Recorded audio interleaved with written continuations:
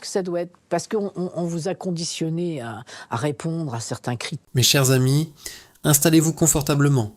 Aujourd'hui, nous allons pousser la lourde porte cochère d'un hôtel particulier du 16e arrondissement, là où les secrets de famille fermentent dans le silence feutré des grands salons. Pour vous qui avez grandi avec les images de cette France flamboyante des années 80, le nom de Berry résonne comme une promesse. Celle d'un talent pur, d'une dynastie que l'on croyait intouchable, presque sacrée. Richard Berry, ce visage familier, ce monstre sacré au regard ténébreux, a longtemps incarné une certaine idée de l'élégance et du succès à la française. Mais derrière l'éclat des Césars et les applaudissements nourris du public, une ombre s'étirait, une ombre qui a mis 40 ans à franchir le seuil de la parole. Imaginez un instant. Nous sommes au début de l'année 2021. La France est encore engourdie par les vagues de la pandémie, mais une déflagration va tout balayer. Colin Berry-Rochman, la fille aînée de Richard, brise l'omerta. Elle dépose plainte pour des faits d'inceste et d'abus commis dans son enfance. Le choc est total. Pour le public, c'est l'incompréhension. Pour le milieu du spectacle, c'est le début d'un séisme qui va fracturer un clan que l'on pensait soudé à jamais. Pourtant, dans ce vacarme de démenti et de stratégie de défense, une voix va s'élever. Une voix que l'on n'attendait peut-être pas aussi ferme, aussi tranchante. Celle de Josiane Balasco. Pourquoi cette icône de la troupe du Splendide, cette femme que vous avez aimée pour sa gouaille et sa franchise, a-t-elle choisi de prendre la parole?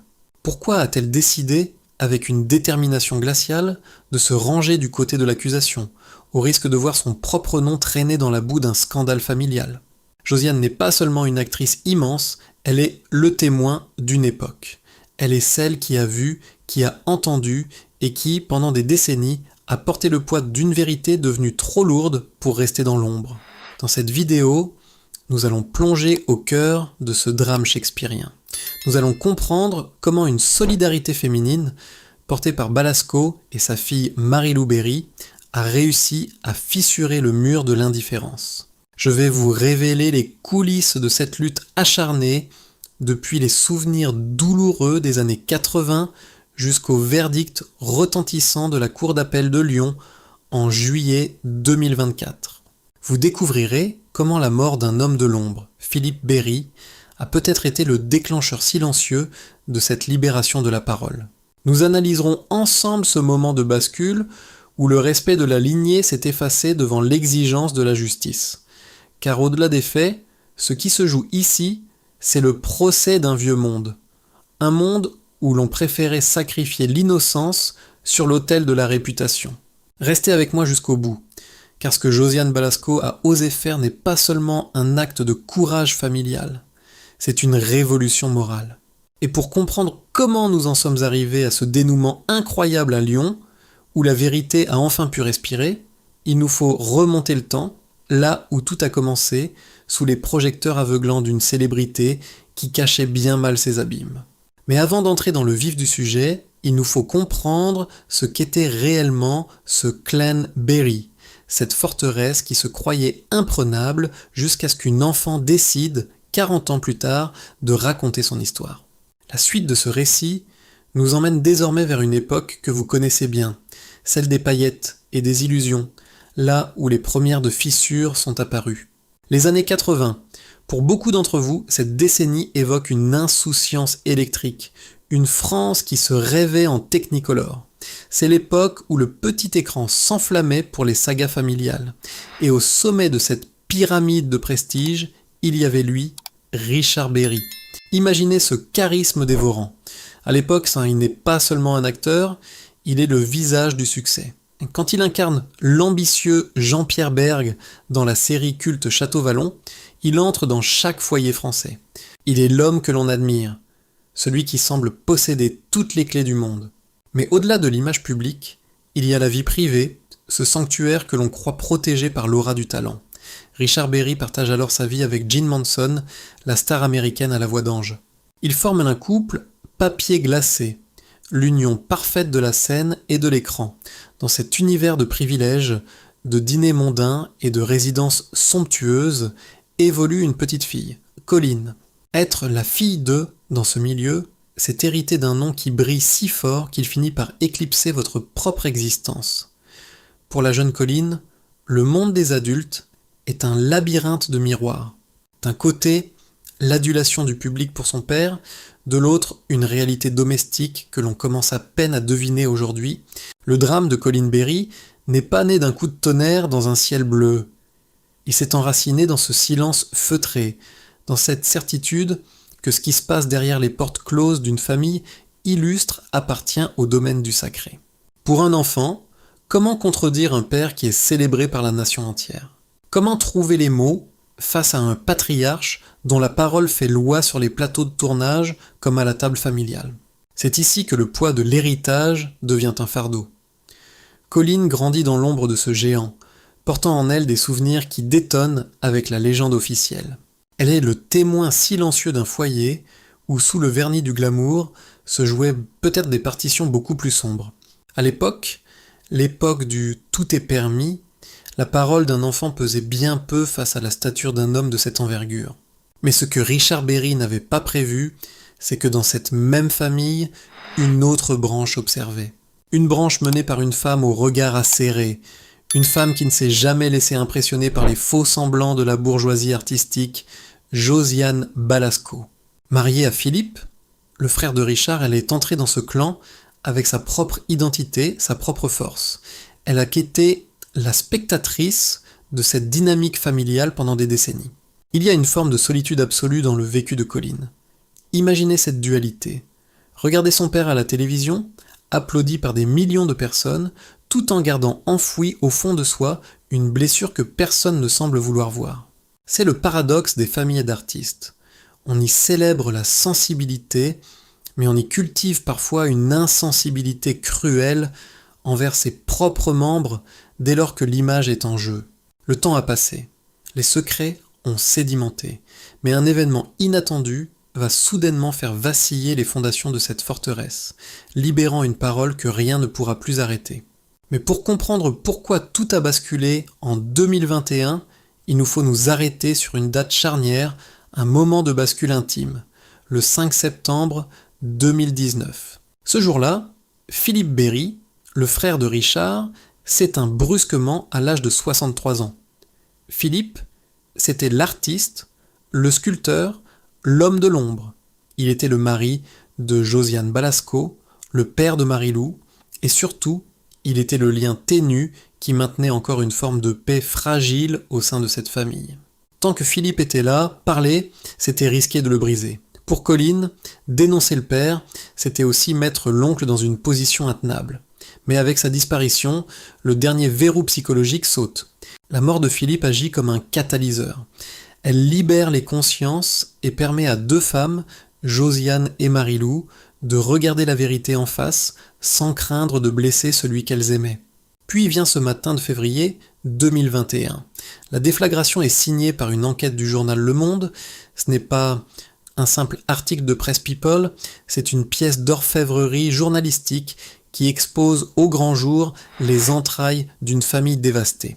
Colline y raconte tout, les jeux interdits, l'ambiance délétère, ce secret qu'elle porte comme une croix depuis ses 8 ans. La réponse de Richard Berry ne se fait pas attendre. Elle est foudroyante, numérique, publique. Sur son compte Instagram, il publie une longue lettre où il nie tout en bloc. Il invoque le récit d'une fille déséquilibrée, une vengeance personnelle liée à des histoires de famille complexes. À ce moment-là, le monde du spectacle retient son souffle. Dans les salons de la rive gauche, on murmure, on hésite. L'omerta, cette loi du silence si chère aux élites artistiques françaises, s'installe. On ne veut pas croire que l'acteur que l'on a tant admiré puisse être ce que sa fille décrit. C'est alors qu'une fissure irréparable apparaît dans le miroir familial. D'un côté, le clan Richard, soutenu par une partie de la profession qui appelle à la prudence et à la présomption d'innocence. De l'autre, une résistance inattendue. Marie-Lou Berry, la cousine de Colline, la fille de Josiane, prend la parole. Elle ne se contente pas de soutenir sa cousine, elle témoigne de la douleur qu'elle a vue, du courage qu'il a fallu pour parler. Mais le choc véritable, celui qui va donner une légitimité morale immense à la parole de Colline, c'est l'engagement de Josiane Balasco. Pourquoi une femme de sa stature prendrait-elle de tels risques? Elle aurait pu rester neutre, se murer dans un silence poli par respect pour la mémoire de son mari défunt, mais Josiane n'est pas femme de compromis. Elle sait que la neutralité, dans ces cas-là, est une forme de complicité. Le clin face au miroir n'est plus une image poétique, c'est une réalité brutale. Les Berry se regardent et ne se reconnaissent plus. Les dîners de famille sont remplacés par des communiqués de presse interposés. La presse française se déchire entre le respect des icônes et la nécessité de protéger les victimes. On assiste en direct à la chute d'une certaine idée de la famille idéale. Richard Berry se bat pour son honneur, mais il semble oublier une chose essentielle. Les temps ont changé.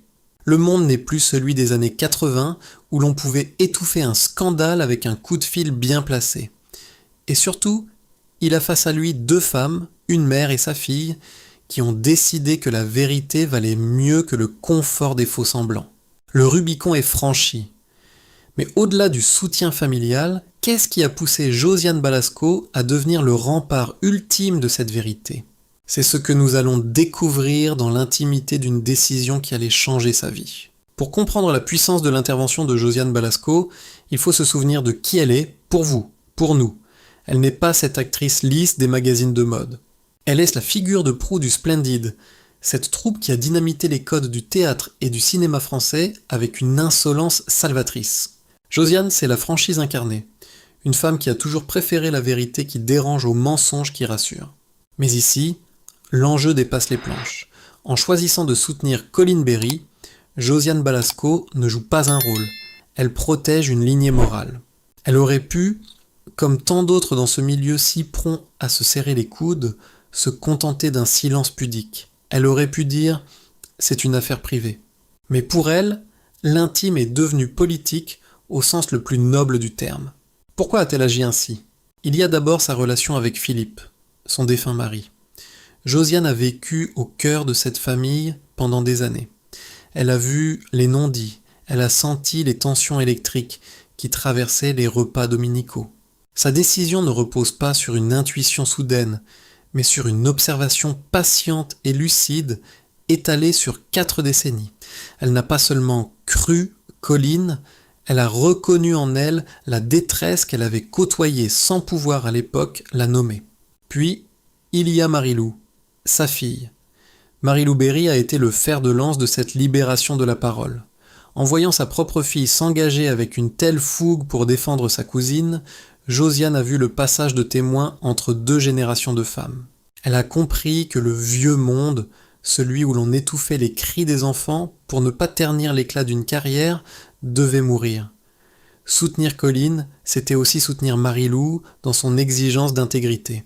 L'impact a été féroce. Dans le milieu du cinéma, certains ont crié à la trahison. Comment une amie, une intime, tante par alliance, pouvait-elle ainsi charger Richard Berry? On l'a accusé de participer à un lynchage médiatique.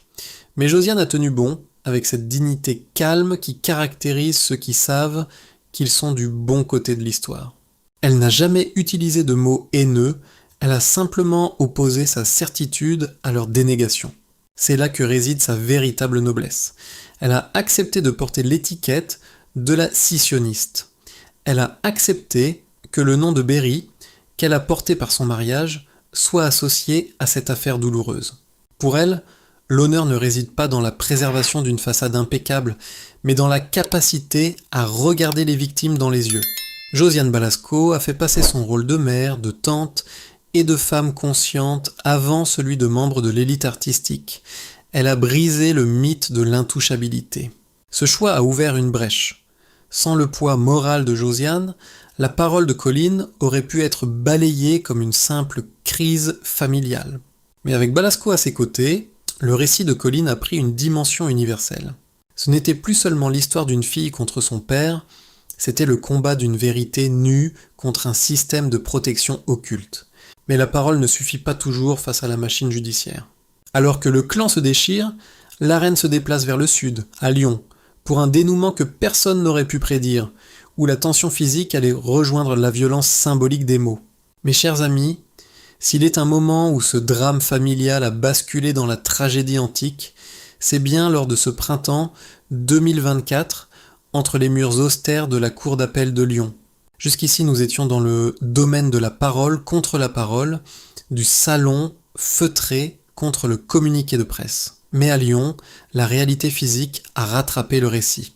Souvenez-vous du contexte. Colin Berry-Rochtman ne se battait plus seulement pour être entendue sur le fond de l'affaire d'inceste, la justice ayant déclaré les faits prescrits, mais elle se battait pour son droit à l'avoir dit. Elle était poursuivie pour diffamation par Jean Manson, l'ancienne compagne de son père. Dans un premier temps, à Aurillac, Colin avait été condamnée. Le monde semblait alors se refermer sur elle. On lui disait, en substance, « Non seulement vous avez parlé trop tard, mais vous n'aviez pas le droit de parler du tout. » C'est dans ce climat de tension électrique que s'ouvre le procès en appel en mai 2024. Dans la salle d'audience, l'air est irrespirable. D'un côté, une lignée de femmes qui ne baissent pas les yeux. De l'autre, Jean Manson, figure des années de gloire qui joue sa réputation et son honneur. Et puis, l'inimaginable se produit. En pleine audience, alors que les débats font rage, le corps de Jean Manson cède. Elle s'effondre. Victime d'un accident cardiaque en plein tribunal, la séance est suspendue dans un chaos de sirènes et de cris. On aurait pu croire que cet événement tragique allait définitivement enterrer l'affaire sous le poids de l'émotion. Certains ont crié au meurtre symbolique, accusant Colin et ceux qui la soutenaient d'avoir poussé une femme à bout. Mais la justice, dans sa froideur nécessaire, a repris son cours quelques semaines plus tard. Et c'est là, en juillet 2024, que tombe un verdict qui fera date dans l'histoire du droit français. La Cour d'appel de Lyon relaxe Colin Berry. Mais écoutez bien les termes utilisés par les magistrats, car c'est là que réside la victoire de Josiane Balasco et de son clan. Le tribunal invoque la bonne foi. En droit, cela signifie que même si les faits sont anciens, même s'il n'y a plus de preuves matérielles pour condamner au pénal, Colin Berry avait des raisons sérieuses de croire à la vérité de ce qu'elle dénonçait. Elle n'était pas dans la malveillance, elle était dans la nécessité de dire sa souffrance. Ce verdict est une bouffée d'oxygène pour toutes les victimes de l'ombre. Pour Josiane Balasco, qui suivait chaque minute de ce procès avec une anxiété contenue, c'est la validation de son combat. En soutenant sa nièce, elle n'a pas soutenu une menteuse ou une déséquilibrée, comme Richard Berry l'avait affirmé. Elle a soutenu une femme de bonne foi. À cet instant précis, le mur de l'omerta que nous évoquions plus tôt ne se contente plus de se fissurer. Il s'effondre. Le verdict de Lyon dit au monde que la parole d'une victime a une valeur sociale et morale qui dépasse le simple calendrier de la prescription. C'est la fin du règne de l'impunité par le silence. Mais alors que les caméras s'éloignent de Lyon et que le calme revient sur la famille Berry, une question demeure. Qu'est-ce que ce séisme a laissé derrière lui ? Que reste-t-il d'un clan quand la vérité a tout brûlé sur son passage ? La poussière retombe enfin sur 40 ans de secret. Mais l'histoire ne s'arrête pas à un simple jugement de tribunal. Il est temps de regarder vers l'avenir et de comprendre comment ce sacrifice familial a ouvert la voie à une nouvelle ère pour nous tous. Le tumulte des prétoires s'est enfin apaisé, et sur le paysage dévasté de la famille Berry, un silence nouveau s'est installé. Ce n'est plus ce silence lourd et empoisonné des années 80, ce n'est plus l'omerta qui étouffe les cris. C'est le silence d'après la tempête, celui qui permet enfin de reconstruire sur des bases saines, même si le sol est encore jonché de débris. Mes chers amis, au terme de ce récit, que devons-nous retenir de l'odyssée de Colin Berry et de l'engagement de Josiane Balasco ? D'abord qu'un nom, aussi illustre soit-il, ne peut plus servir de bouclier contre la justice humaine. Nous qui avons admiré Richard Berry, nous qui avons grandi avec ses films, nous avons dû apprendre une leçon difficile. Le talent n'est pas un brevet d'immunité. Il est douloureux de voir ses idoles vaciller, mais il est plus douloureux encore de laisser une enfant porter seule le poids de l'innocence trahie. Josiane Balasco, par son geste, a redéfini ce que signifie faire famille. Pour elle, la loyauté ne consiste pas à cacher les fautes des siens, mais à avoir le courage de les regarder en face pour que les générations suivantes n'aient plus à les subir. En choisissant Colin, elle a choisi l'avenir. Elle a montré qu'une femme de sa stature, une icône aimée des Français, pouvait mettre sa propre réputation dans la balance pour faire pencher celle de la justice. Elle a transformé une tragédie privée en un moment de bascule pour toute la société française. Ce que nous avons vécu avec cette affaire, c'est l'acte de naissance du mouvement #MeTooIncest. La France a longtemps été ce pays où l'on protégeait les monstres sacrés au nom d'une certaine idée de la liberté ou de l'exception artistique. Ce temps-là est révolu. Le verdict de Lyon, avec cette notion si belle de bonne foi, nous dit que la parole d'une victime a une valeur sacrée, même quand les preuves matérielles se sont dissoutes dans le temps. Aujourd'hui, Colline Béry peut enfin marcher la tête haute. Elle n'est plus la fille qui accuse, elle est celle qui a dit vrai. Et Josiane Balasco reste pour nous cette dame de fer au cœur tendre, qui nous rappelle que dans le grand théâtre de la vie, le plus beau rôle que l'on puisse jouer est celui de témoin de la vérité. Alors, je vous pose la question, à vous qui m'écoutez, face au choix entre le confort d'un mensonge familial et le chaos d'une vérité nécessaire, qu'auriez-vous fait ? Est-il possible d'aimer quelqu'un tout en dénonçant ses actes ? C'est peut-être là le dilemme le plus cruel de notre condition humaine. Mais c'est aussi celui qui nous grandit. Si cette plongée au cœur du clan Béry et le courage de Josiane Balasco vous ont touché, n'hésitez pas à me le dire. Votre avis est essentiel pour moi, car ces histoires sont aussi les vôtres. Mes amis, nous arrivons au terme de cette analyse. Si ce format de récit vous a plu, si vous appréciez ce regard sans concession sur les coulisses de notre culture française, abonnez-vous à la chaîne pour ne rien manquer de nos prochaines enquêtes. Cliquez sur le pouce bleu pour soutenir ce travail de recherche et de narration. Partagez cette vidéo avec ceux de votre génération qui ont connu cette époque pour ouvrir le débat. Et surtout, laissez-moi un commentaire ci-dessous. Pensez-vous que la justice a eu raison de reconnaître la bonne foi de Colline Béry malgré la prescription ? J'ai hâte de vous lire et d'échanger avec vous. Merci de votre fidélité. Et n'oubliez jamais, la vérité finit toujours par trouver son chemin, même à travers les murs les plus épais. À très bientôt pour une nouvelle histoire.